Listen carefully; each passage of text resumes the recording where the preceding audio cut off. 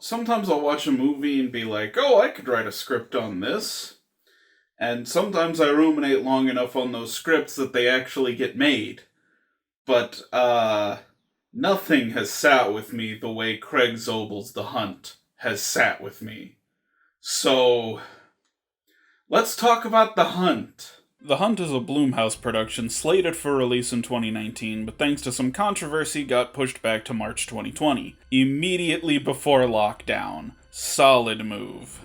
I'm not totally sure what the controversy was. It almost certainly had something to do with a mass shooting, but the only controversy I'm aware of surrounding this movie is that it used the same title as a critically acclaimed Danish movie from the recently Oscar-winning Thomas Vinterberg.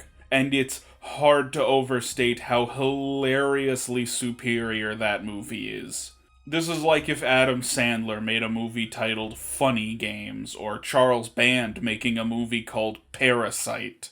Oh wait. That being said, the film is directed by Craig Zobel, one of the writers of the Homestar Runner Enters the Strongest Man in the World contest, which would inspire HomestarRunner.com, which Craig has occasionally contributed to. Hey Marzipan, this is Kevin. I'm trying to remember, did you borrow my Trivial Pursuit 80s edition? Give a call back, thanks. He also directed a very strange film called Compliance, made even stranger by the fact that it's based on a true story.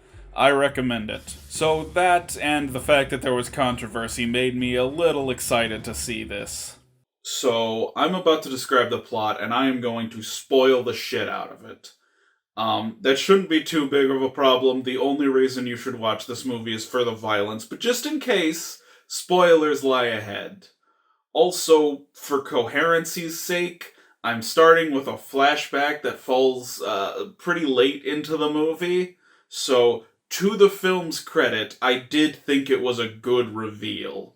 So, Athena, a liberal business executive, and some of her progressive business partners are the subject of a far-right conspiracy theory, alleging that they have a secret manor where they kidnap conservatives and hunt them for sport. She and her friends make light of this, resulting in them having to step down from their unspecified business positions. As revenge, they track down and kidnap 12 individuals responsible for propagating the conspiracy and turn it into a reality, leading to the beginning of the film, where these 12 find themselves in a field being systematically killed off. The film eventually focuses on Crystal, who manages to survive far longer than the others and must now figure out who's real and who's lying. She then chooses to seek vengeance on rather than escape from her captors. There's a lot of good, fun action in this movie. The violence is definitely the highlight, but it's in no way exceptional. Like, I may as well be watching Mayhem or The Belko Experiment or any number of other fun but ultimately unexceptional violent movies made in the past couple years. John Wick, this is not. The acting similarly doesn't really stand out. Star Betty Gilpin seems like she's trying a little too hard to be a serious, stoic lead. She does this scowl the whole movie that makes her look like YMS's profile picture. Also, Dennis from It's Always Sunny in Philadelphia appears briefly, and I know the actor has a name, but it's just Dennis. He's just playing Dennis.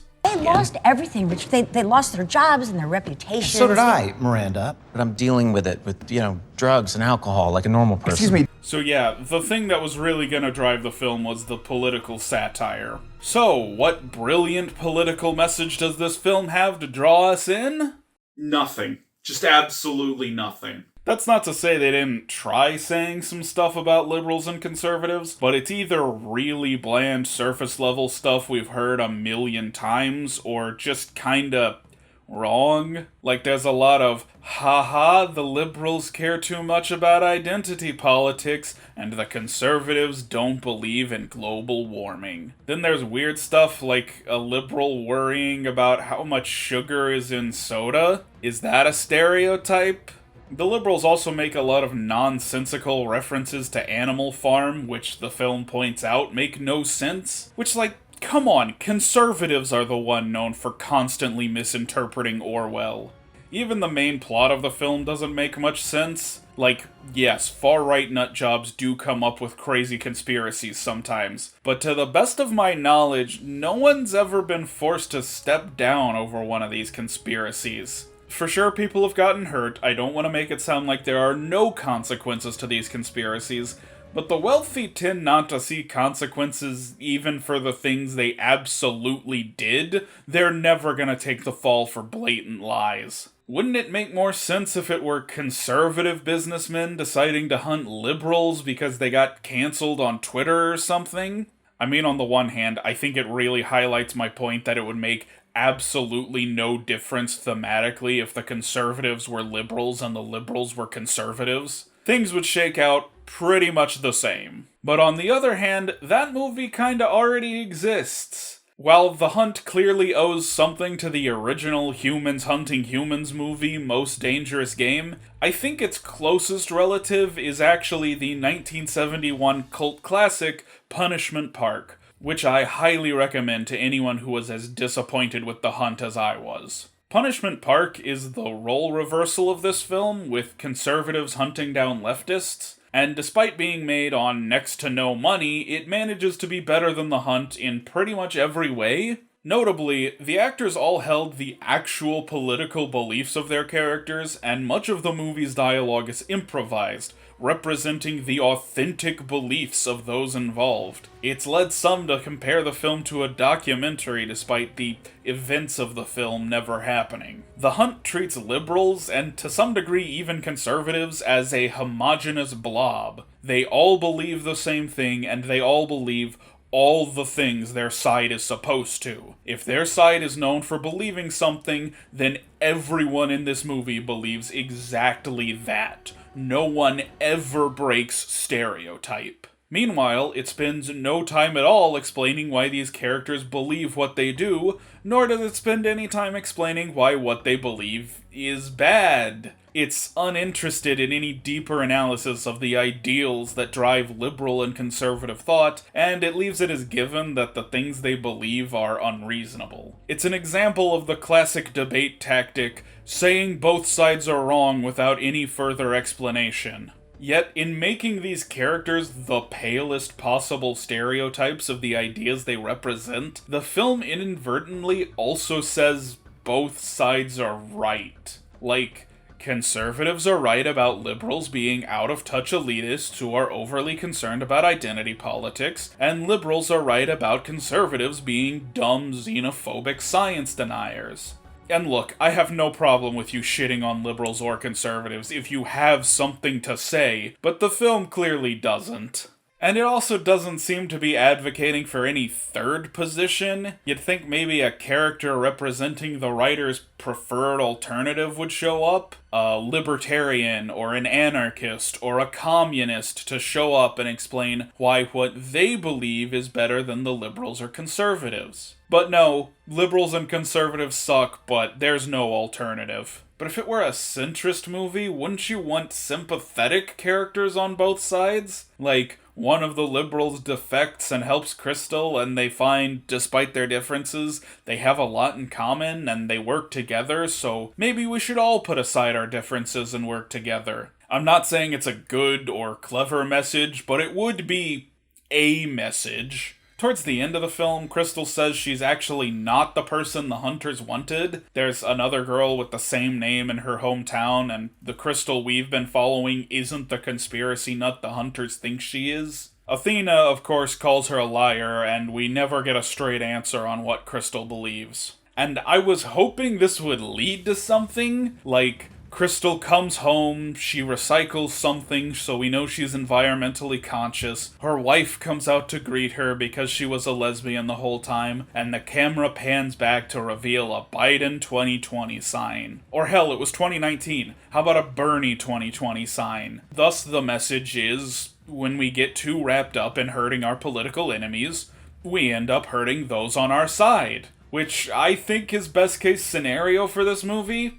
It's a good message, and one that isn't particularly partisan. I think anyone could agree with that. Instead, the lack of closure on Crystal's belief makes her a blank slate, as if to say, the heroic good guy believes whatever you, the viewer, believe. And its non-committal nature ruins everything about the movie. You know how I said the best part was the violence? Well, the non-committal politics makes that worse. I'm not sure if I'm supposed to find these deaths horrifying or gratifying, and I end up not really feeling either. Like, I'm not upset that a bunch of xenophobic nutjobs get killed, but at the same time, they didn't deserve to die. Maybe if it was incidental karma catching up with them, it'd be fun, but it's a deliberate, malicious attack. And on the flip side, the murderous liberals definitely do deserve to die, but unlike the conservatives, the film takes the time to flesh them out, make them more sympathetic. Should I be upset that they failed at their vengeance, or glad that the bastards are dead? Frankly, I feel neither. I don't want these characters to live, but I don't want these characters to die. This is a film about politics that goes out of its way to keep from being political. It is at best spineless, and at worst, apolitical propaganda. Propaganda telling you to be apolitical. And yet, I feel like the fact that this movie says nothing actually says a lot. Let me be clear, I do not think this reading of the film was deliberate. If I had to guess, the people behind this film are probably, like most Americans, largely apolitical, with maybe a leaning towards liberal, but kind of concerned with all the more radical leftists that so often get lumped in with liberals, and frankly just not politically literate enough to know the difference between the two. This interpretation is purely the result of me overthinking this film for 3 days. But here's what I overthought. The Hunt is a movie that takes every opportunity to mock others' beliefs while spending no time justifying that mockery and patently refusing to state its own genuine beliefs. There are no morals, no lessons to learn, no right side, no good guys, there's just violence. Not justified violence, not even gratifying violence, just continuous, meaningless violence. And I don't know about you, but that has to be the most apt description of American politics I've ever heard.